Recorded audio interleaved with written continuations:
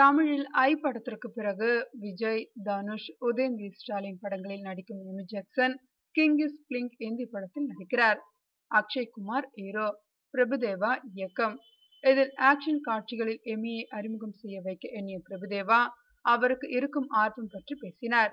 அப்போது நான் குதிரை சவாரியை சர்வசாதாரணமாக செய்வேன் என்றும் அதற்கான பயிற்சி பெற்றிருப்பதாகவும் கூறினார் எமி ஜாக்சன். உடனே ஆக்ஷன் சீனை மாற்றி குதிரை மீது அமர்ந்து வேகமாக பாய்ந்து வருவது போல் எமியின் காட்சி மாற்றி அமைக்கப்பட்டது. ருமானியா நாட்டில் நடந்த படப்பிடிப்பில் சில கொழு குதிரைகளை வரவழைக்கப்பட்டது. அதில் துடிப்பான குதிரையை தேர்வு செய்து அதில் அமர்ந்து சவாரி செய்ய முடியுமா என பிரபுதேவா கேட்க, பதில் எதுவும் சொல்லாமல் குதிரை மீது தாவி ஏறி அமர்ந்த எமி ஜாக்சன் வேகமாக சவாரி செய்து அசத்தினார்.